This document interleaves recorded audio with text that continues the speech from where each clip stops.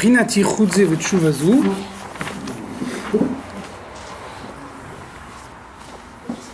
Donc la tshuva qu'on vient de décrire juste avant, est prinat tshuva ilaha. Ça c'est tshuva ilaha, la tshuva supérieure. Chez l'Acha, tshuva tata'a, qui fait suite à tshuva tata'a. Donc on a vu la dernière fois le mécanisme. Tshuva tata'a,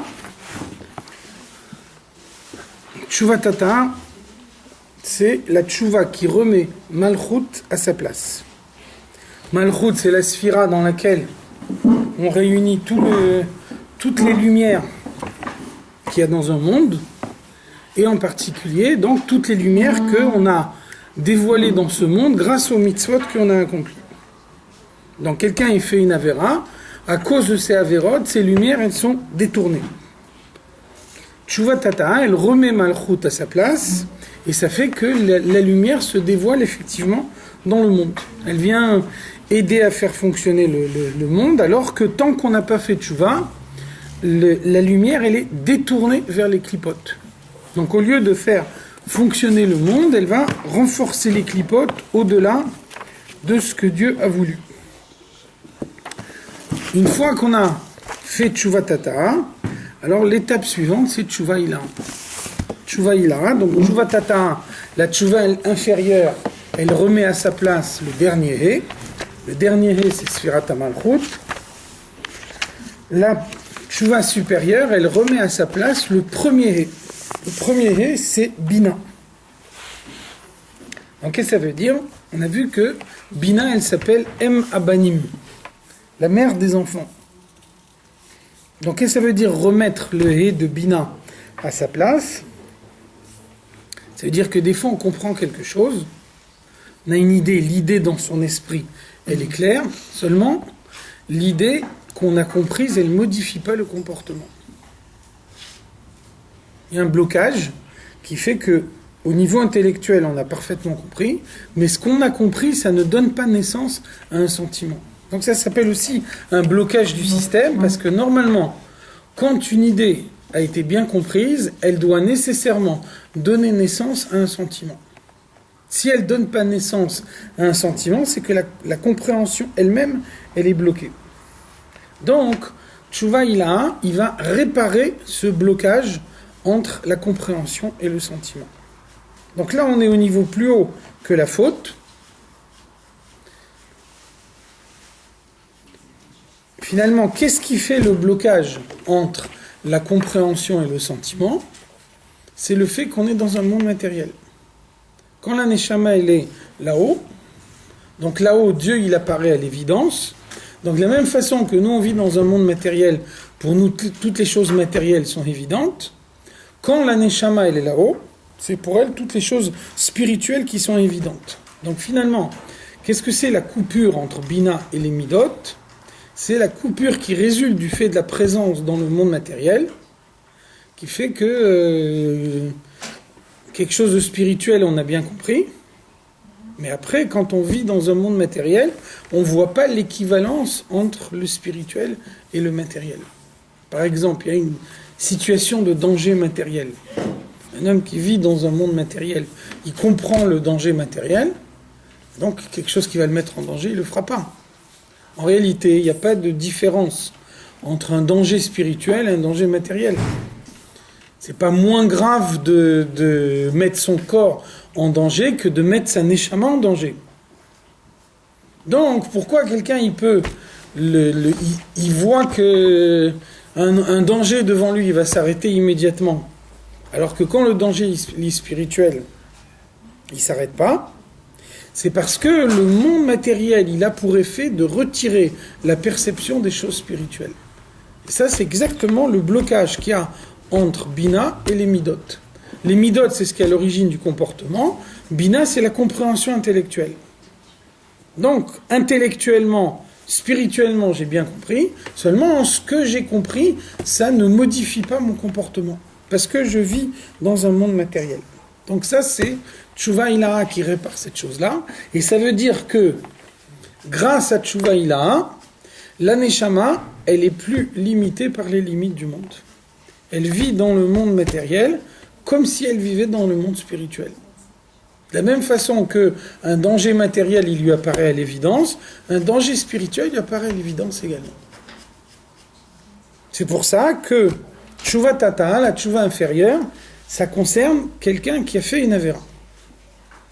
Il a fait une avéra, donc sa avéra, elle a détourné la lumière. Donc là, il faut réparer le défaut qui a été fait, et il faut que la lumière qui est dévoilée dans le monde, elle aille à l'endroit où elle doit aller. Par contre, Tshuva Ilaha, c'est pas nécessairement lié avec la Avera. Même quelqu'un qui fait pas de Averot, il vit dans un monde matériel et il subit le poids du monde matériel. Donc le simple fait de vivre dans le monde matériel, ça fait que on ne peut pas voir les choses spirituelles et les choses matérielles de la même façon. Y compris quand on ne fait pas du tout d'Averot. Donc finalement, qu'est-ce que c'est Tshuva Ilaha ? C'est ce qui permet à un homme de vivre dans le monde matériel sans subir toutes les limites du monde. Sa neshama, elle continue à se comporter comme elle était là-haut avant de descendre dans son corps. Donc ça, d'après l'Admor Hazaken, ça c'est le niveau le plus haut du service de Dieu. On n'a pas le droit de rejeter le monde matériel. Dieu nous a créés dans un monde matériel. On doit rester dans ce monde matériel. Si on rejette le monde matériel, c'est la faute des fils d'Aaron. Par contre, quand on est dans le monde matériel, on est en danger permanent. Parce que le monde matériel, il a été calculé pour faire en sorte qu'un homme, il oublie la présence de Dieu. Donc, Tshuva Ilaha, c'est la solution, c'est qu'on vit dans un monde matériel, donc on reste à l'intérieur du monde matériel, on a besoin de manger, de boire, de dormir, de toutes les choses matérielles, mais on arrive à vivre dans un monde matériel de telle façon que l'emprise du monde matériel, elle ne s'exerce plus. Donc ça, c'est le niveau le plus haut du service de Dieu, et ça on a vu déjà au début d'Igeret HaTshuva, que ça c'était une des raisons de la discorde qu'il y avait à l'époque entre les chassidim et les mitnagdim. L'Admor Hazaken, il dit le plus haut niveau du service de Dieu, c'est Tshuva Ilaha. La plus grande élévation qu'un tzaddik peut avoir, c'est de devenir Baal Tshuva. C'est pour ça que le Zohar, il nous dit le Atid Mishicha le Atavat Tzaddikaya Betiyufta. Mashiach, il va venir pour élever les tzadikim vers le niveau de Baal Tshuva. Et donc les mitnagdim, ils disaient, mais c'est insultant de dire ça. Un Baal Tshuva, c'est quelqu'un qui a fait des avérotes. Quand on dit le tzadik qui doit faire tshuva et le tzadik qui va arriver à toute son élévation au moment où il va faire tshuva, finalement c'est insulter le tzadik. Donc ce qui leur manquait, c'est la différence entre tshuva tata'a et tshuva ilaha. Donc il faut bien comprendre cette idée-là. D'après l'Admor Hazaken, tshuva ilaha, c'est le sommet du service de Dieu. C'est pour ça que on dit kol yamav betshuva. Un homme, il doit passer en permanence toute sa vie dans la tshuva, il doit arriver à tshuva ilaha. Et donc, autre différence fondamentale, tshuva tata, le sentiment dominant de tshuva tata, c'est l'amertume. Un homme, il se rappelle qu'il a fait des avérotes, il essaye de les réparer, mais on ne peut pas quand même être heureux des avérotes qu'on a fait. Donc c'est normal que dans la tshuva, il y a un sentiment d'amertume. Par contre, dans la tshuva ilaha, la trace des fautes, elle a déjà été entièrement effacée. Et donc, un homme, il a conscience qu'il vit dans le monde matériel, et tout en vivant dans le monde matériel, il est plus victime des choses de ce monde. Donc, dans la tshuva ilaha, le sentiment dominant, c'est la joie. Je vis dans le monde matériel, et je ne subis pas les limites du monde matériel. Donc, l'Admor Hazaken nous dit, puisque la base du service de Dieu, c'est la joie, le service de Dieu, il est parfait que quand il est joyeux. Donc, c'est une preuve de plus que puisque Tshuva Ilaha, elle est nécessairement joyeuse, ça veut dire que c'est le sommet du service de Dieu. Moshe Katou Bezohar HaKadosh, Beraya Mehemna, le Zohar nous explique par Shat Naso, des Tshuva Ilaha hi, qu'est-ce que ça veut dire Tshuva Ilaha? Dit Asek Beoraita, Betrilo Verachimo de Kuchabrichu. C'est quelqu'un qui arrive à étudier la Torah en ayant l'amour et la crainte de Dieu.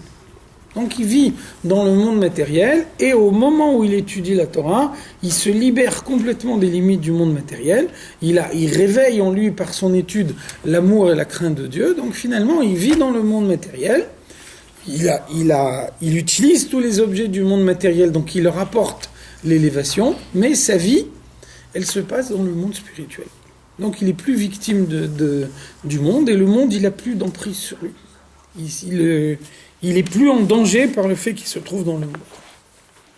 De'ihu ben Yudke Bina. Donc ça, c'est Yudke, Chochma et Bina, la supériorité donc des deux premières lettres du nom de Dieu. Yudke, Chochma et Bina, tout ce qu'on a compris, ça se dévoile immédiatement dans le comportement. C'est pour ça que si toujours dans la Chassidut, il y a un passou qui dit Bayom Ahu Ihye Hashem Echad Ushmo Echad. Bayom Ahu, ça veut dire que Mashiach viendra. Donc qu'est-ce qu'on dit? Ihye. Actuellement, le nom de Dieu c'est Yudke Vavke. Quand Mashiach viendra, Ihye, Yudke Yudke. Qu'est-ce que ça veut dire? Ça veut dire actuellement il y a Yudke et il y a Vavke. Yudke c'est la compréhension. Vavke, c'est les sentiments. Donc, c'est pas la même chose. D'un côté, il y a la compréhension. D'un autre côté, il y a les sentiments. Donc, on peut très bien avoir parfaitement compris une idée, mais même qu'on a compris cette idée, on continue à se comporter comme si on n'avait pas compris cette idée. C'est qu'on n'a pas compris, en fait. Hein? C'est qu'on n'a pas compris, en fait. C'est qu'on n'a pas compris, mais c'est surtout qu'il y a un blocage. T'as pas envie de la comprendre aussi. Non, tu peux pas dire ça. Il y a un niveau de prise de conscience qui fait que des fois on essaye de comprendre et puis quand même on comprend pas. Il y a un manque d'effort ou ce que tu veux, mais en tout cas concrètement, on voit que ça peut se passer. Ça peut se passer concrètement de cette façon-là. Donc quand Mashiach viendra, Ihye Hashem Echad. Ihye c'est Yudke Yudke. Donc là il n'y a plus de différence entre Yudke et Vavke. Quand Mashiach viendra, dès l'instant où on aura compris une idée, immédiatement on va voir l'application de cette idée dans son comportement. Après on va voir dans Igeret HaKodesh pourquoi il n'y aura plus cette coupure entre la compréhension et le sentiment, parce que la présence de Dieu elle sera dévoilée dans le monde. Donc actuellement il y a des choses qu'on ne sait pas. Le seul moyen de savoir ces choses-là, c'est de les comprendre. Et puis après, il faut faire un effort pour que ce qu'on a compris, ça s'applique concrètement dans le monde. Quand Mashiach viendra, en regardant le monde, on verra comment les choses elles sont. Et à ce moment-là, on étudiera la Torah pour confirmer ce qu'on verra dans le monde. Le Zohar, il cite un exemple dans Igeret HaKodesh. Il nous dit actuellement, on veut savoir si un animal il est cachère ou pas, il faut étudier la Torah. On n'a qu'une façon de savoir si un animal il est cachère ou il n'est pas cachère, autrement que en étudiant ce que la Torah nous dit. Quand Mashiach viendra, en regardant l'animal, uniquement en voyant l'animal, on saura tout de suite s'il est cachère ou s'il n'est pas cachère.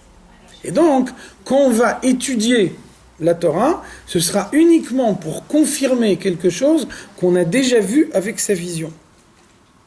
Donc, qu'est-ce que ça veut dire concrètement? Ça veut dire que quand Mashiach viendra, le spirituel, il sera aussi évident dans le monde que le matériel.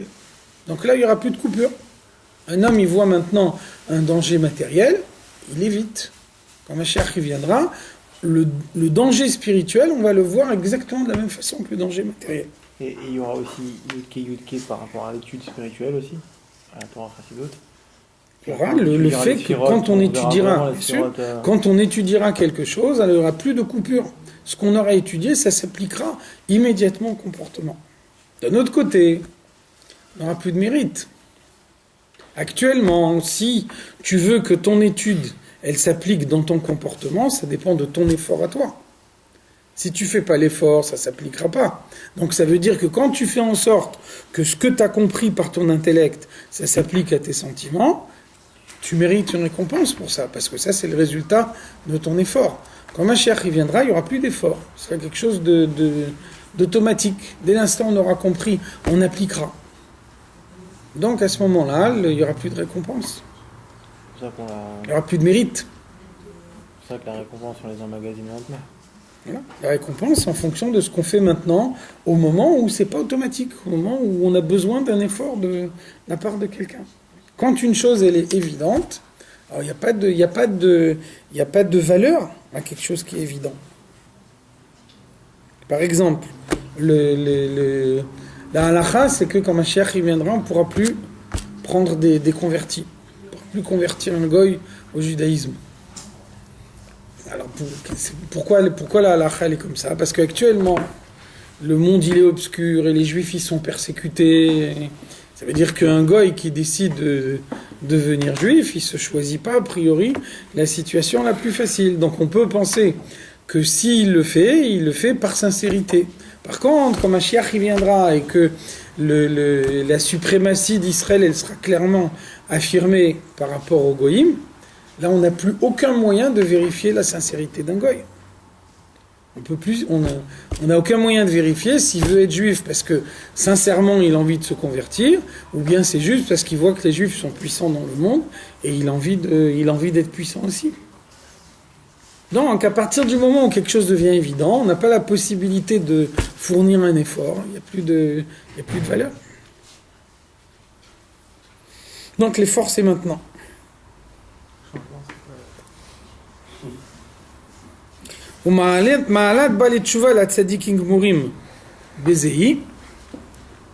Ça c'est la supériorité des balei tshuva par rapport aux tzadikim gmurim. Comme c'est écrit dans le Zohar, Parshat Chaye Sarah, des Inun Mashche Alayhu, les balei tshuva, ils arrivent à attirer sur eux, Bir'uta Deliba, avec la volonté du cœur, c'est-à-dire avec un amour de Dieu beaucoup plus intense, il attire plus important, ou Becheila Sagi, et avec une force beaucoup plus grande, les Itkarva les Malka, pour se rapprocher du roi, pour se rapprocher de Dieu. Qu'est-ce que ça veut dire? Ça veut dire que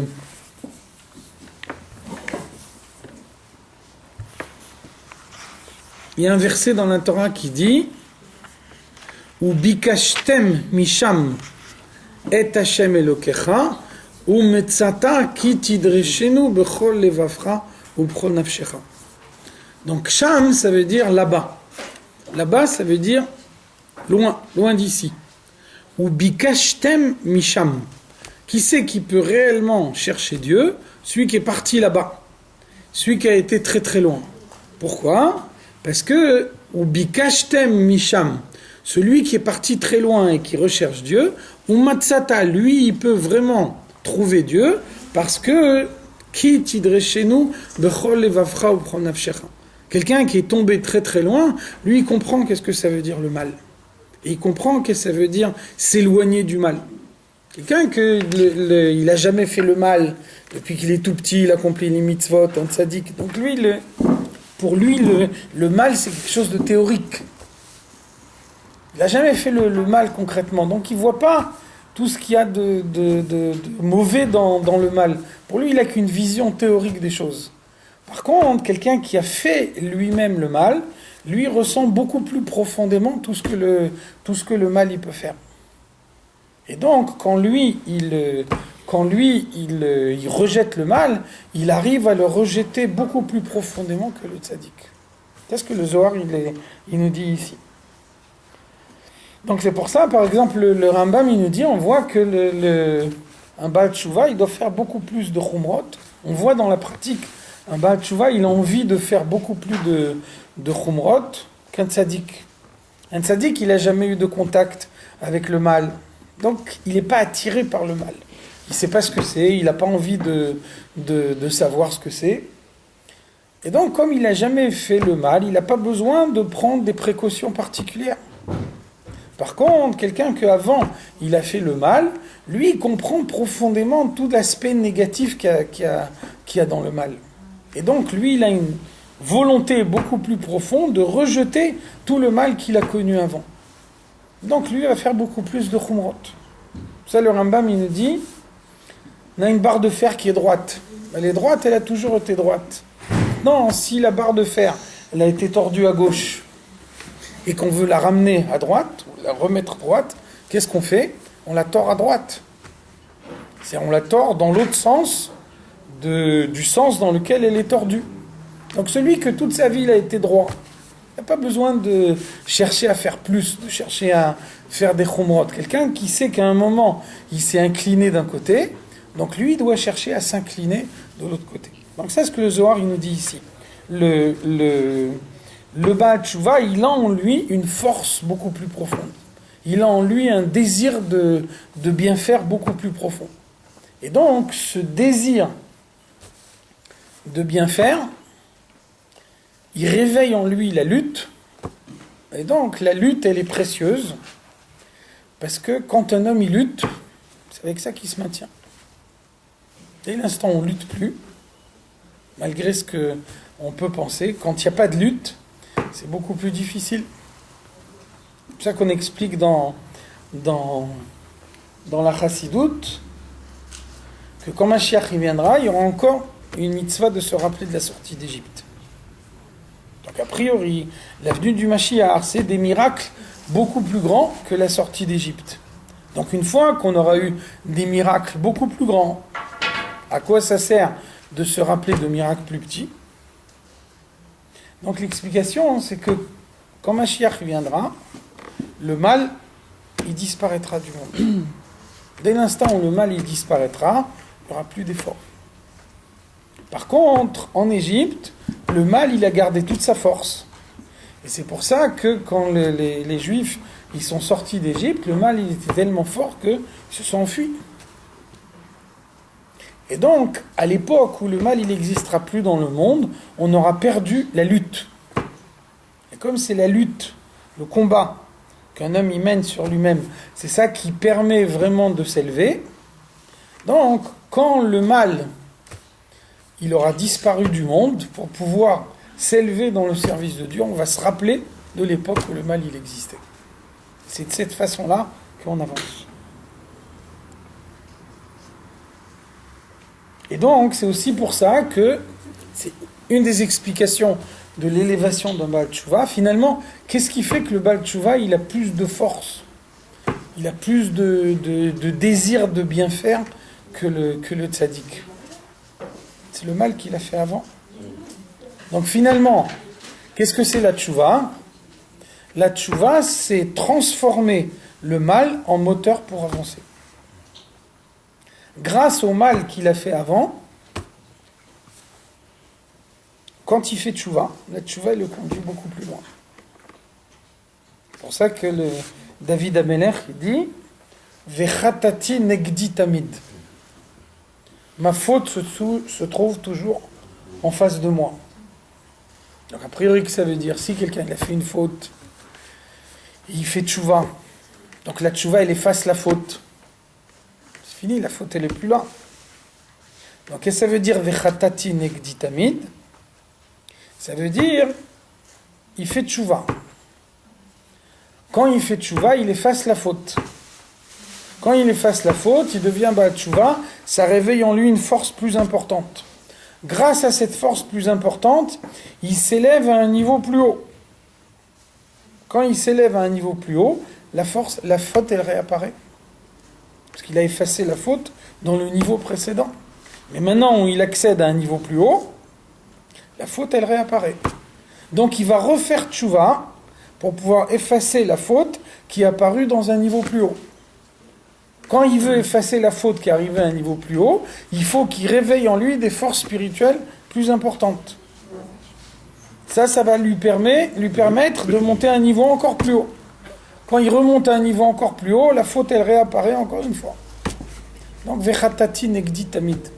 Ma faute, elle est toujours face à moi, parce que constamment, je monte à un niveau plus haut, et à chaque fois, je retrouve la faute que j'ai commise, ce qui veut dire que finalement, le fait qu'avant j'ai commis une faute, je l'utilise comme moteur pour pouvoir m'élever de plus en plus haut. Ça, c'est toute la supériorité du Baal Tchouva par rapport au tzaddik. Et donc, ça veut dire, ce que la Gemara nous dit, Bemakom shebaalei tchouva umdim, En tzadikim gmorim yicholim la'amod bo. Qu'est-ce qui fait l'élévation d'un Baal Tshuva?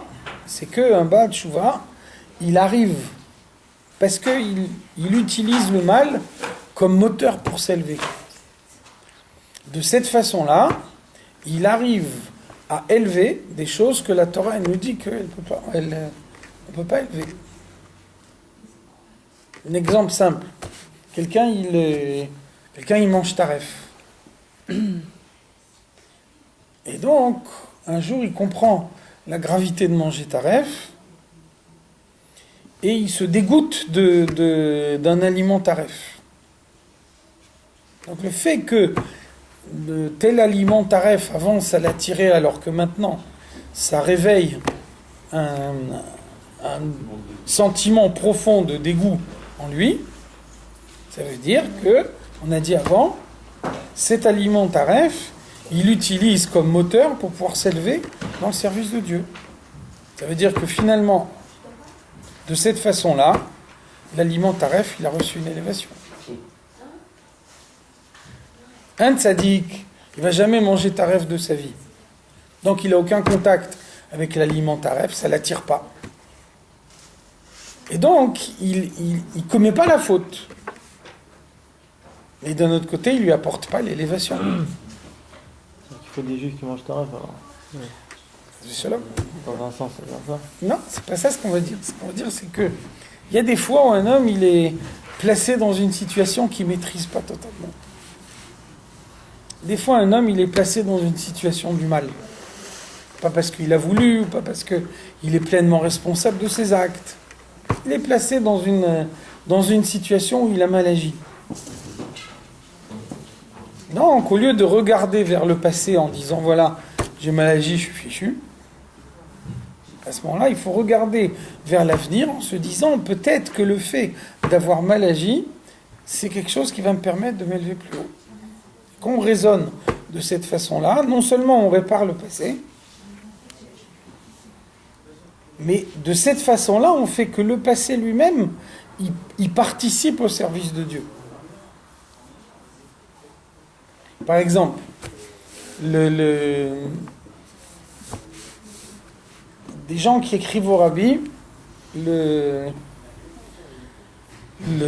voudrais un tikkun parce que tel jour j'ai pas mis les tefilines. Vous voyez que systématiquement, le rabbi répond, il faut bien apprendre les dinim des tefilines. Il faut bien avoir une bonne connaissance des halachot des tefilines. Qu'est-ce que ça veut dire? Ça veut dire que, Chazé Shalom, j'ai oublié une fois de mettre les tefilines. Après, je ressens le manque.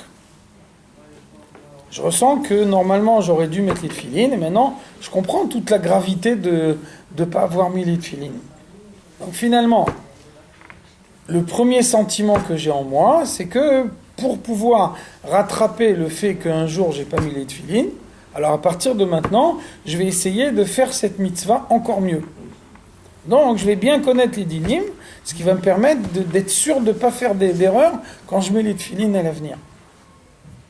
Donc c'est sûr, on n'a pas le droit de dire Chazé Shalom, je vais oublier de mettre les tefilines un jour pour pouvoir faire tchouva par la suite. Maintenant, s'il se trouve que, indépendamment de la volonté de l'homme, c'est arrivé un jour où il n'a pas mis les tefilines, alors on voit qu'on a la possibilité d'utiliser cette chose-là comme tremplin, comme moteur, pour que par la suite, on fait la mitzvah beaucoup mieux. Et ça peut exister que chez un Baal Tshuva, pas chez un tzaddik.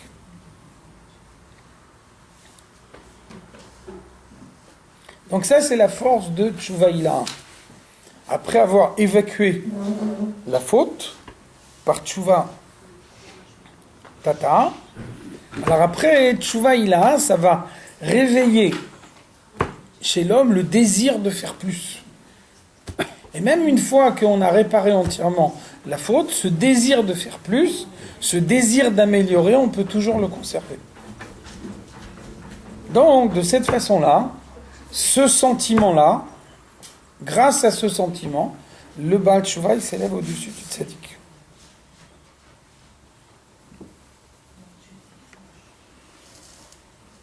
Biura Inyan, On essaye de préciser cette idée. Moshe Katou bezoar hakadosh vetikunim bekamam komot. Donc on voit dans Zohar, Tikkun Zohar, à plusieurs références, des bina i tshuva ila. On a expliqué avant que tshuva ila c'est bina, alors que tshuva tata c'est malchut. Vam rovetzet ala efrochim. Et on voit que c'est la mère qui couvre les œufs dans le nid. Donc bina ça s'appelle em abanim. Et donc, c'est la mère qui donne naissance aux enfants. De la même façon, c'est Bina qui donne naissance aux sentiments. Chokhma, ce n'est pas une compréhension suffisamment élaborée pour donner naissance à des sentiments. Donc, pour ressentir un sentiment, on est obligé d'arriver à Bina. Donc, c'est pour ça que Bina, elle est comparée à une mère qui couvre ses œufs dans un nid. Donc il y a les œufs et la mère elle va couver les œufs jusqu'au moment où ils vont éclore. De la même façon, Bina elle va développer la compréhension jusqu'à un moment où la compréhension elle est suffisamment développée pour donner naissance à des sentiments. Des haïnou. Donc c'est ça Tshuva Ilaha. Qu'est-ce que c'est Tshuva Ilaha? Aliade shemit bonen begdulat Hashem. Un homme il va réfléchir à la grandeur de Dieu. En approfondissant sa connaissance, en essayant de comprendre le plus profondément possible. Umolid meruach binato. De cette façon-là, grâce à ce qu'il a compris, quand il a vraiment compris une idée profondément, alors ce qu'il a compris, il arrive à mettre en éveil en lui trilo verachimo sichlim. Dans un premier temps, il va donner naissance à l'amour et la crainte de Dieu intellectuelle. On ne peut pas passer directement de la compréhension intellectuelle au sentiment dans le cœur. La compréhension intellectuelle, elle donne naissance à des sentiments intellectuels, et après, les sentiments intellectuels, ils donnent naissance aux sentiments du cœur. En général, quand vous étudiez quelque chose, vous savez très bien qu'est-ce que ça a comme conséquence concrète. J'étudie un Mahamar, intellectuellement, je comprends parfaitement quel changement de comportement le Mahamar il me demande. Après, est-ce que je vais le faire concrètement? Ça, c'est une autre histoire. Mais donc, étudier le Mahamar, c'est comprendre quelle modification de comportement ce Mahamar, il me suggère. Donc, une fois qu'on a compris la modification du comportement, ça s'appelle l'amour et la crainte intellectuelle. Donc, ce qu'on a, les sentiments tels qu'on les a définis intellectuellement, il faut arriver à les faire descendre dans le cœur. Donc, c'est là qu'il y a un blocage. L'amour et la crainte intellectuelle, ils sont dans le cerveau. Ensuite, les sentiments, ils sont dans le cœur. Et donc, entre le cerveau et le cœur, il y a le cou. Le cou, c'est un rétrécissement. Donc, rétrécissement, il fait que ça bloque. L'idée, elle reste dans le cerveau, et elle passe pas, elle va pas jusqu'au cœur. Donc, c'est pour ça, la nuque, le cou, c'est Ha-Oref. Ha-Oref, c'est Paro. C'est les mêmes lettres que Paro. Qui c'est Paro? Paro, c'est celui qui dit Et avaye lo yadati et bnei Israël lo ashaleach. Cher Rabbeinu, il dit à Paro Shalach et bnei Israël veyavduni. La réponse de Paro Et avaye lo yadati. Moi, je ne connais pas Dieu. Donc, ça reste à un niveau purement théorique. Et donc, et bnei Israël lo ashaleach. Je ne libérerai pas les Juifs, ça veut dire je ne modifierai pas mon comportement. Donc, Paro, c'est Ha-Oref, c'est le coup. Intellectuellement, j'ai parfaitement compris l'idée, mais l'idée, elle bloque, elle ne passe pas jusqu'au cœur, et donc mon comportement, il ne bouge pas. Ubetouv ta'am vedat. Une fois qu'on a bien compris l'idée intellectuellement, Keïnyan Shenemar, comme par exemple, il y a un verset qui nous dit Le'ahava et Hashem Elokecha Mishum Kihu Chayecha. Il y a un passage qui nous dit tu dois aimer Dieu parce que Dieu, il est ta vie. Donc c'est clair que c'est pas le plus haut niveau de l'amour de Dieu. Le plus haut niveau de l'amour de Dieu, il est complètement désintéressé. On s'attache à Dieu parce que c'est Dieu. Maintenant, à un niveau plus bas, la Torah, elle s'adresse à quelqu'un qui est au début du service de Dieu. On dit, tu dois aimer Dieu parce qu'il est ta vie. N'importe qui, quand on lui explique telle chose, elle est bien pour toi, si tu fais ça, tu vas gagner, il le fait. Donc la même chose ici, la Torah nous dit, si tu aimes Dieu, Dieu il va te donner la vie. Donc finalement, c'est ton intérêt. Donc là, on parle de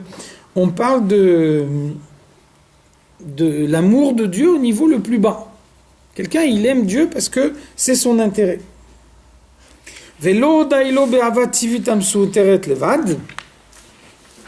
Donc quelqu'un, il décide de ne pas se contenter de l'amour caché que chacun il a en lui. Chacun, il a un amour et une crainte cachés en lui, uniquement de par sa naissance. Que ses parents, ils lui transmettent génétiquement. Un juif, au moment où il naît, il reçoit une neshama. Cette neshama, elle lui donne un potentiel d'amour et de crainte de Dieu naturel, sans effort de sa part. Maintenant, quelqu'un, il veut faire plus. Donc, quand on veut aller au-delà des sentiments naturels, donc dans un premier temps, on cherche son intérêt. Seulement quand on arrive à un niveau plus haut, qu'on agit de façon désintéressée. Le Rambam, il nous dit, quand un enfant il commence à étudier la Torah, alors on lui dit, si tu étudies bien la Torah, je te donnerai des bonbons. Donc ça veut dire qu'au moment où il étudie la Torah pour les bonbons qu'il va recevoir, pas pour la Torah elle-même. Donc c'est un enfant, il est au début de l'étude de la Torah, c'est normal qu'on ne peut pas, depuis le début, de but en blanc, rechercher tout de suite la motivation la plus haute. Donc dans un premier temps, il va étudier la Torah parce que de cette façon-là, il va avoir des bonbons. Et puis c'est par la suite, beaucoup plus tard, qu'il va comprendre la valeur de la Torah, et à ce moment-là, il va commencer à étudier la Torah pour elle-même. Donc la même chose ici. Quelqu'un, il a en lui un potentiel d'amour et de crainte de Dieu qu'il a depuis sa naissance, et puis il a besoin d'aller au-delà de ça. Il veut essayer de dépasser le stade naturel. Donc dans un premier temps, il va chercher son intérêt. Mitor shelo lishma balishma. Dans un premier temps, il cherche son intérêt. Donc son intérêt, c'est de servir Dieu, parce que c'est de cette façon-là qu'on reçoit la vie. C'est de cette façon-là qu'on reçoit toutes les bénédictions. Vechen be'yir'a. C'est valable pour l'amour de Dieu, c'est valable également pour la crainte de Dieu, au pachad, au bosha kenoda. Pachad, ça veut dire la différence entre ira et pachad. Ira, c'est la crainte d'un danger éloigné. Pachad, c'est un danger immédiat. On dit, il y a une horde de bêtes sauvages qui arrivent, ils sont à 500 km de la ville, ça c'est ira. Après, quand on dit vient de rentrer dans la ville, ça c'est pachad. Pachad, c'est le danger immédiat. De même, bosha. J'ai honte de la manière dont je me comporte devant Dieu. Je fais une avéra, je sais que quand je fais une avéra, Dieu me voit, donc j'ai honte.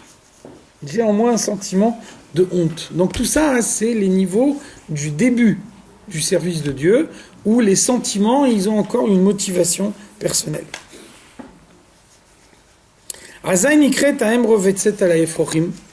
Tout ça, c'est des cas où la mère, elle est en train de couver les petits, c'est-à-dire, on a des thèmes de réflexion qui permettent de réveiller les sentiments.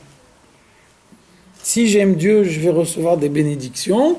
Si je crains Dieu, je vais avoir une vie qui est conforme à la volonté de Dieu. J'aurais pas honte de me présenter devant Dieu. Donc je comprends que c'est mon intérêt, donc je le fais. Donc ça, c'est le début du service de Dieu. Je ne veux pas me contenter d'un sentiment instinctif que j'arrive pas à expliquer moi-même. Donc je veux aller au-delà. Le moyen d'aller au-delà, c'est ma réflexion. Lorsque je réfléchis, dans un premier temps, ma réflexion, elle est basée sur moi-même. Je recherche mon intérêt. Ine, ikara hava, iddafkut rucha berucha. Tout ce qu'on a vu jusqu'à maintenant, c'est uniquement le début du service de Dieu. Donc on agit d'une manière intéressée, on recherche son intérêt personnel. Son intérêt personnel, c'est les brachot que je peux recevoir, mais donc ça, c'est pas la forme essentielle de l'amour de Dieu. Qu'est-ce que c'est l'essentiel de l'amour de Dieu? Iddafkut rucha berucha. Mon esprit est attaché à l'esprit de Dieu. L'amour, c'est un sentiment de proximité. Donc finalement, au niveau le plus haut, qu'est-ce que ça veut dire aimer Dieu? Ça veut dire sentir en permanence qu'on est proche de Dieu. Moshe Katouv, comme le verset il dit, dans Shir HaShirim, on dit Yishakeni min shikot pihu. Il m'embrasse des baisers de sa bouche. Donc je ressens la proximité de Dieu. Pas que de cette façon-là, je vais recevoir les brachot ou je vais être plus heureux, mais agir, avoir un comportement qui est conforme à la volonté de Dieu, c'est le moyen de s'attacher à lui en permanence. Kenoda, donc comme on comprend que ça c'est la forme la plus haute du service de Dieu, c'est rechercher en permanence la proximité de Dieu. Et Alzeneema. Et donc c'est pour ça que le passouk qui nous dit Ubechol nafshecha. Il faut arriver à aimer Dieu de toute son âme. Qu'est-ce que ça veut dire Bechol nafshecha? Ça veut dire utiliser toutes les capacités de sa réflexion pour servir Dieu. Si je limite les capacités de ma réflexion en disant qu'est-ce qui est bien pour moi ou qu'est-ce qui n'est pas bien pour moi, de quelle manière je vais recevoir plus de brachot ou moins de brachot, là vous voyez bien que je limite ma réflexion à mon intérêt personnel. Utiliser toutes ces capacités de réflexion, ça veut dire j'ai la possibilité de vivre en contact avec Dieu, donc je veux que mon contact avec Dieu il soit permanent.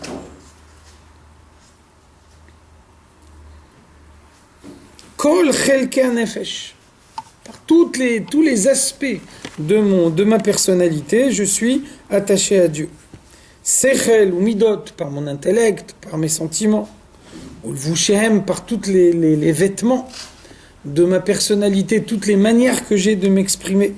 Marchavot, dibour ou maasé, toutes mes pensées, toutes mes paroles, toutes les actions. Donc toutes les manières que j'ai de manifester mon existence. Les dovka kulan bo yidbarech. J'utilise toutes mes capacités pour m'attacher complètement à Dieu. Pas pour mon intérêt personnel, pas parce que de cette façon-là, je vais recevoir plus de brachot, mais parce que je recherche la proximité de Dieu. Et chaque fois que j'ai une possibilité d'agir d'une certaine façon, et que je sais qu'en agissant de cette façon-là, je suis proche de Dieu, donc c'est mon désir d'être proche de Dieu en permanence. Ça, c'est le niveau le plus haut. Donc c'est ça ce qu'on va appeler Tshuva Ilaha. Tshuva Ilaha, c'est cette recherche permanente de Dieu, pas pour mon intérêt personnel, mais parce que je suis réellement moi-même au moment où je recherche Dieu. Dehainu amidot bemidotav yidbarech. Donc, pour montrer ma proximité de Dieu, je vais calquer mes sentiments sur ceux de Dieu. Ma'urachum, puisque Dieu il est miséricordieux, moi aussi je vais m'efforcer d'être miséricordieux. Je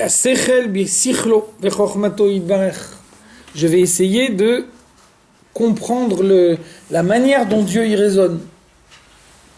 Alors j'étudie un raisonnement de la Torah, donc j'essaye de comprendre de quelle manière la Torah elle raisonne, de façon à ce que même dans un autre sujet qui n'a rien à voir avec celui que j'ai étudié, j'arrive à comprendre de quelle manière la Torah elle raisonne et j'essaye d'analyser le problème avec la méthode de raisonnement que j'ai étudiée dans la Torah.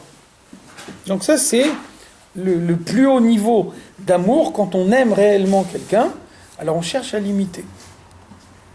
On admire quelqu'un, on a de l'admiration pour quelqu'un, c'est normal si on l'aime, si on l'admire, d'essayer de l'imiter. Donc l'amour de Dieu, ça veut dire aussi avoir un comportement dans lequel on imite tout ce que Dieu nous a appris de son comportement à lui.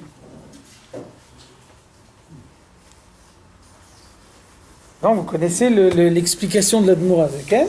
L'Admour Hazaken, il nous dit qu'est-ce que c'est l'amour du prochain? L'amour du prochain, c'est la forme la plus haute d'amour de Dieu. Qu'est-ce que ça veut dire? Ça veut dire, on peut dire à quelqu'un, moi je t'aime bien, mais j'aime pas tes connaissances. Tous tes amis, je les aime pas. Donc je t'aime à toi à titre personnel, par contre, tes amis, non, je les aime pas. Donc maintenant, quand on a vraiment de l'amour pour quelqu'un, alors on s'efforce d'aimer ses amis. Quand on aime quelqu'un, quand on admire quelqu'un, alors on s'efforce d'imiter ce quelqu'un dans tout ce qu'il fait. Donc il y a quelqu'un qu'a priori, il m'est pas spécialement sympathique, mais puisque je sais que lui, il aime, donc je vais m'efforcer de l'aimer moi aussi. Donc l'Admour Hazaken, il nous dit, qu'est-ce que ça veut dire aimer un autre juif? Ça veut dire aimer quelqu'un que Dieu aime. Même si, a priori, il m'est pas spécialement sympathique, mais le fait de savoir que Dieu il aime, ça me suffit pour l'aimer. Parce que le fait de l'aimer à lui, c'est un moyen d'imiter le comportement de Dieu. Donc finalement, même l'amour du prochain, c'est une forme d'amour de Dieu également.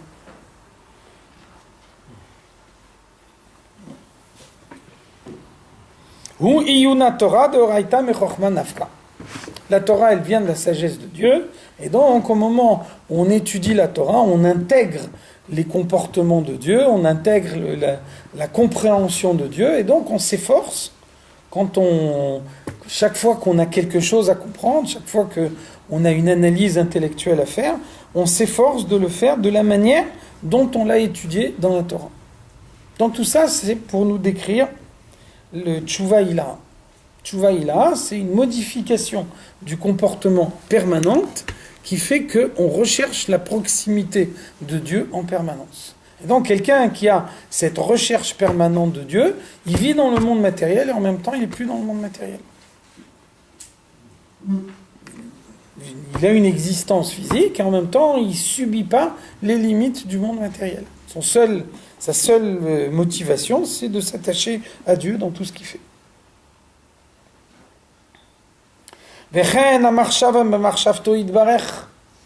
Ces pensées seront les pensées de Dieu. Sa parole, c'est la parole de Dieu, donc il dit la halacha, il enseigne la Torah, il répète aux autres les mots de la Torah. Donc Moshe Katouv, comme le verset il dit, va asim dvarai beficha. J'ai placé mes paroles dans ta bouche. Ou dvarai asher samti beficha, les paroles que j'ai placées dans ta bouche. Donc ça veut dire les mots de la Torah, enseigner les mots de la Torah, transmettre à d'autres les mots de la Torah, c'est répéter les mots que Dieu lui-même a prononcés sur le mont Sinaï. Donc finalement, c'est aussi une forme d'amour. On aime quelqu'un, on s'efforce de parler comme lui.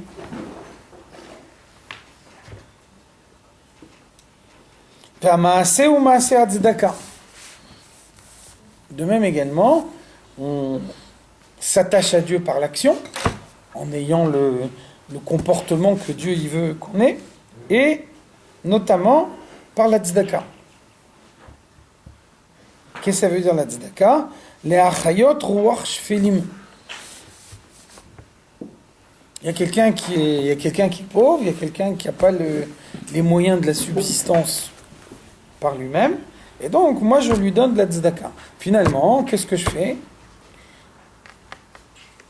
Je fais ce que je voudrais que Dieu y fasse envers moi. On pourrait penser, moi j'ai travaillé, j'ai gagné cet argent avec mon travail.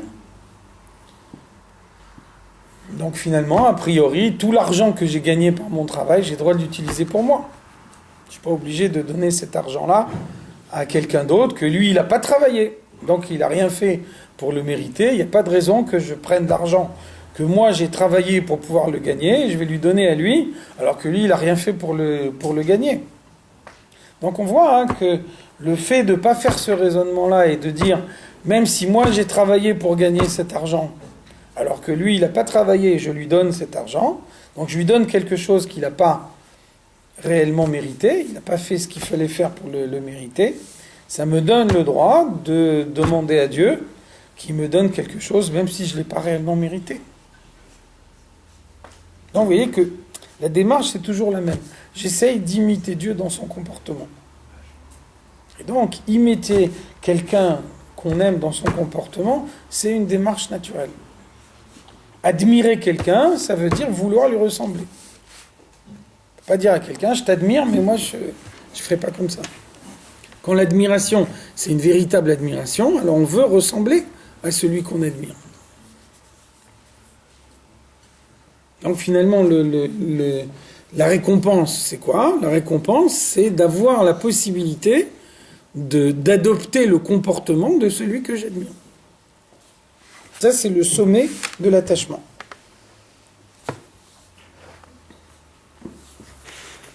Moshe Katou, comme le verset il nous dit, qui sheshet yamim asa avaye, Dieu il a créé le monde en 6 jours, il a introduit dans le monde une certaine façon de voir les choses, donc il a instauré un ordre dans le monde.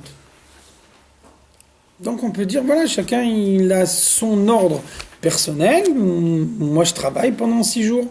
L'argent que j'ai gagné pendant les 6 jours où je travaille, je peux l'utiliser pour moi-même. Quand on va au-delà de cette chose-là, alors de cette façon-là, ça permet que on peut recevoir la bénédiction de Dieu. Vezui dafkut rucha berucha betachlit advekut. Ça c'est le plus haut niveau d'attachement à Dieu. Donc c'est, on a dit avant, c'est pas s'attacher avec une motivation personnelle, avec la recherche d'un intérêt personnel. C'est s'attacher à Dieu uniquement pour lui ressembler. Donc ça c'est le plus haut niveau du service de Dieu, imiter Dieu dans tous ses comportements. Et donc ça c'est Tchouvaïla. Vous voyez bien que dans le niveau de Tchouvaïla, on ne parle plus du tout de faute. Il n'y a pas ici une notion de réparation de faute. Quelle que soit la situation initiale, un homme il sent que dans sa situation initiale, il n'est pas attaché à Dieu complètement, il ne s'identifie pas totalement à Dieu, et donc il veut ressembler à Dieu le plus possible.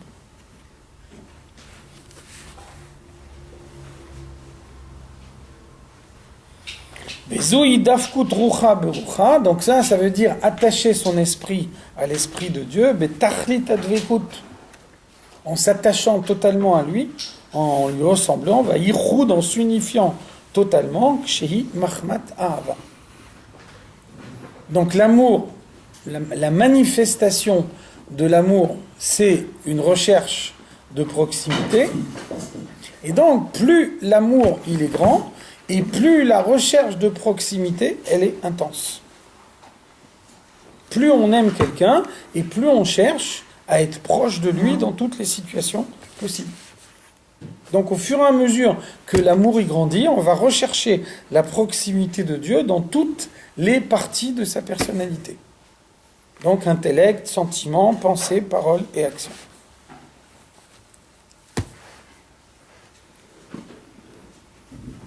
Donc ça, c'est la définition de Tchouvaïla. Ou le fiche Fagam Abrit Beotsaad Zera Levatala. Maintenant, on revient, on a parlé dans le deuxième chapitre, on a parlé de Zera Levatala, qui est à la fois une faute qu'on peut trouver souvent dans la jeunesse, et en même temps, une faute grave, parce qu'on a vu que c'est l'équivalent d'un crime. Ben Tsarich Lomar Be'arayot, à plus forte raison, dans le cas de relations interdites, Char Isurebia, toutes les relations qu'on peut avoir qui sont interdites, Deoraita ou Derabanan, qu'elles soient interdites par la Torah ou bien qu'elles soient interdites par les Chachamim, Ki Chamurim Divrei Sofrim, chose que les Chachamim interdisent, c'est parfois plus grave que ce qui est interdit par la Torah. Donc, qu'est-ce qui se passe dans ce cas-là? Fogem Bemoach. Toutes les fautes qui sont liées avec des relations interdites, elles font un défaut dans le cerveau. Parce que le cerveau, c'est ce qui est à l'origine de la tipa. Et donc, quand la tipa, elle est mal utilisée, quand elle va à l'endroit où elle ne doit pas aller, donc il en résulte un défaut dans ce qui est à l'origine de la tipa, c'est-à-dire le cerveau. Donc, quelqu'un qui a un défaut dans son cerveau, c'est quelqu'un qui est atteint dans sa capacité de raisonnement. La faute l'empêche de raisonner de manière droite. On a vu ça déjà dans la première partie du Tanya. On a dit quelqu'un, il mange taref. Alors l'aliment taref, il se confond à sa chair et à son sang. Et donc à ce moment-là, s'il veut étudier la Torah, tant qu'il a dans son corps la trace de cet aliment taref, il ne peut pas réellement comprendre la Torah. Il veut essayer de prier Bekavana, la trace de l'aliment taref qu'il y a dans son corps, il empêche de prier Bekavana. Donc a priori, on peut penser prier, a fortiori étudier la Torah, c'est une activité intellectuelle. Donc comment quelque chose qui est purement physique, ça peut remettre en cause une activité intellectuelle? Donc ça veut dire que c'est uniquement en bas dans le monde qu'il y a une coupure entre le matériel et le spirituel. À l'origine, les deux ils sont liés, les deux ils découlent d'une source unique, et donc le défaut spirituel il devient également un défaut matériel, et après quelqu'un il est atteint dans son cerveau. Donc là il perd la capacité de raisonner. Même s'il étudie la Torah qu'il étudie à ce moment-là, il ne la comprend pas. Alors, c'est quoi la solution? Comment est-ce qu'on guérit dans ce cas-là? Tikuno deitasek beoraita demechochma nafka. Quelqu'un qui a perdu quelque chose, qu'est-ce qu'il fait? Il retourne à la source pour essayer de récupérer ce qu'il a perdu. Et donc, là, en l'occurrence, il a perdu une tipa qui est partie dans l'endroit où elle ne devait pas aller. Donc son cerveau il est atteint, il a besoin de régénérer son cerveau. Comment il fait? Il étudie la Torah. Et c'est l'étude de la Torah qui va remettre le cerveau dans l'état où il aurait dû être depuis le début. Donc après on va voir, le Tanya il nous dit, c'est comme par exemple quelqu'un qui coupe une corde, donc la corde elle est rompue, elle est coupée. Si on veut réparer le fait que la corde elle a été coupée, il faut faire un nœud. Qu'est-ce que ça veut dire qu'on fait un nœud? Ça veut dire qu'à l'endroit du nœud, la corde elle est double. L'épaisseur de la corde elle est double par rapport à tout le reste de la corde. Donc quelqu'un qui a eu une coupure, le moyen de réparer la coupure, c'est de faire double par rapport à ce qu'il avait avant. Donc il faut qu'il étudie la Torah 2 fois plus de temps, 2 fois plus intensément que ce qu'il étudie avant. Et c'est donc toute l'étude qui va rajouter en plus, qui va lui permettre de réparer le défaut qui a été fait dans le cerveau.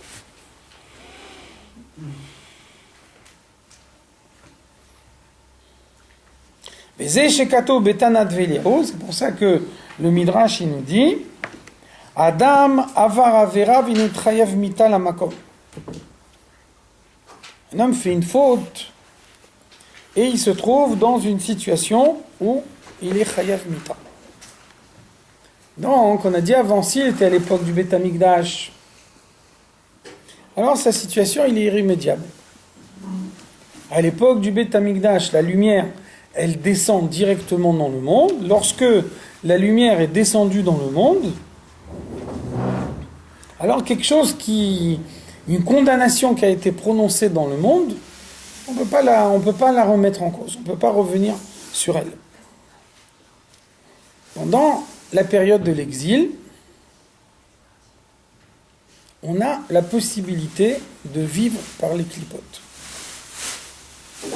La clipa, elle permet de continuer l'existence au-delà de la vie qui a été accordée par Dieu. Alors, qu'est-ce que ça veut dire ? Ça veut dire qu'on a dit avant, quelqu'un il fait tchouva, le fait qu'il fait tchouva, ça réveille en lui une intensité que le tzaddik ne peut pas avoir. Alors c'est la même chose ici. On vit pendant le temps de l'exil, et pendant le temps de l'exil, on a la possibilité de recevoir la vitalité de la clipa. Le fait de recevoir la vitalité de la clipa, c'est aussi une vitalité de Dieu. Tout ce qui existe dans le monde, ça vient de Dieu. Simplement, cette vitalité, elle vient par l'intermédiaire de la clipa. Ça veut dire qu'il n'y a pas toutes les obligations que la Kedusha, elle impose. La conscience du fait qu'un homme, il reçoit sa vitalité de la clipa, ça réveille en lui le désir de se rattacher à la Kedusha. Quand il a ce désir de se rattacher à la Kedusha, à ce moment-là, il sort la vitalité de la clipa et il a fait de nouveau rentrer dans la Kedusha. Donc vous voyez que on retrouve à chaque fois le même raisonnement. L'emprise de la clipa, elle doit permettre de réveiller chez l'homme une force supplémentaire, et grâce à cette force supplémentaire, la motivation elle est plus grande, et c'est avec cette motivation plus grande que on fait sortir la vitalité de la clipa pour la rentrer dans la Kedusha. Donc, de cette façon-là, la clipa, elle devient le moteur de la Kedusha. Grâce à la clipa, l'élévation dans la Kedusha, elle est beaucoup plus grande. En même temps, il fait l'élévation du mal. Voilà. C'est en agissant de cette façon-là qu'on permet au mal de s'élever. Et ça, c'est la force du Baal Tshuva, puisque le tzaddik, il n'a pas de contact avec le mal. Donc lui, il ne pourra jamais faire ce travail-là. C'est ça que le rabbi nous a envoyé à nous. Donc le Midrash, il nous dit, Imavar Avera Benitrayev Mitalamakom, un homme, il est dans une situation où il est condamné à mort. Donc théoriquement, il n'a plus de vitalité. Toute sa vitalité, elle vient de la klipa. Maya Seveyechie, ici, il a la chance de vivre pendant le temps de l'exil, puisque à l'époque du Beth Amikdash, il n'y a aucune réparation possible. Lui, il est dans la période de l'exil, et donc il sait que la réparation, elle existe. Qu'est-ce qu'il doit faire ? Ragil likrot daf echad. S'il avait l'habitude de lire une page, donc daf, on part ici de Torah Shebirtav, yikra bet dapim. À partir de maintenant, il doit lire 2 pages. Les shanot perek echad.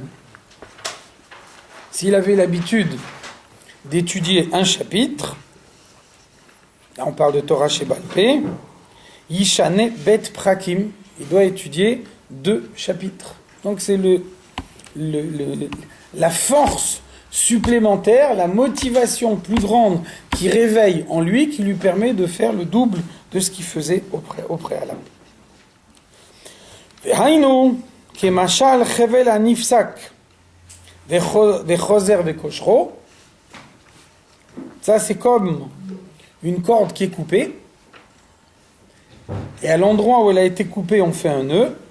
Shebemakom akesher ou kafoul ou mchopal. L'endroit du nœud, il a une épaisseur qui est double par rapport au reste de la corde. Et donc, de cette façon-là, on arrive à élever la klipa parce qu'on utilise la klipa pour avoir une motivation accrue dans la Kedusha, et c'est ça ce qui élève la klipa. Donc élever la klipa, ça veut dire donner la possibilité à la klipa d'apporter plus de force dans la Kedusha.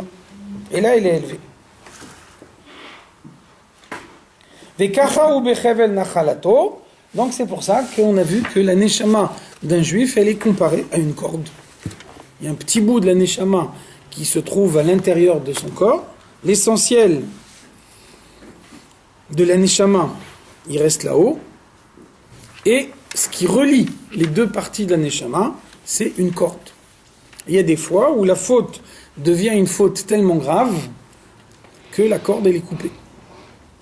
À l'époque du Beth Amikdash, quand la corde est coupée, on ne peut rien faire. La corde, elle est coupée de façon définitive.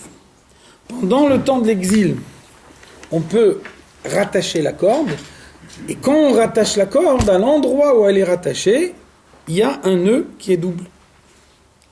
Et donc, le nœud qui est double, c'est lui qui élève tout le reste de la corde. Non seulement le nœud il est double, mais à l'endroit où le nœud il est double, finalement, la corde elle devient beaucoup plus solide qu'aux autres endroits de la corde. Donc le fait que on retire la vitalité de la klipa pour que grâce à ça, on rajoute une vitalité supplémentaire dans la Kedusha, ça fait que de cette façon-là, un homme il reçoit la vitalité de la Kedusha d'une façon beaucoup plus forte. C'est pour ça que le pasuk nous dit le moyen de racheter une faute, c'est chesed et emet. Qu'est-ce que c'est chesed? Chesed, c'est la tzedaka. La tzedaka, ça veut dire donner à quelqu'un d'autre de l'argent qu'il n'a pas travaillé pour le mériter. Et donc, par le fait que je donne aux autres quelque chose que peut-être ils ne méritent pas, ça me donne le droit de demander à Dieu de me donner à moi également quelque chose que peut-être je ne mérite pas. Ensuite, on dit émet. Qu'est-ce que ça veut dire émet? En émet est la Torah. Émet, c'est la Torah, ça veut dire que après la tzedaka, le deuxième accompagnement de la Kedusha, c'est l'étude de la Torah. Pourquoi? Parce que la faute, elle remet en cause le cerveau. La faute, elle détériore le fonctionnement du cerveau. Et donc, j'ai besoin de réparer le fonctionnement du cerveau, et ce qui permet de le réparer, c'est l'étude de la Torah. Ve'avon bet Eli. Ensuite, pour conclure, l'Admor Azaka, il nous cite un exemple. On voit que Élie, c'était le Kohen Gadol. Et puis, les fils de Élie, ils avaient un mauvais comportement. Il y en a qui disent qu'ils utilisaient pour leurs besoins personnels des corbanotes qui étaient apportés dans le Mishkan. D'autres qui disent qu'ils faisaient des choses encore plus graves que ça. Et donc, on a dit, puisqu'il y a des gens qui viennent, ils apportent des corbanotes, et puis donc ils les volent, etc., ils font des tas de choses graves. Donc, sur la faute d'Élie, on ne peut pas faire tchouva. Donc, a priori, c'est le contraire de ce qu'on a dit avant, que la tchouva ilaha, elle balaye tout. Donc, l'Admor Azaka nous dit, c'est pas une remise en cause de ce qu'on a dit avant.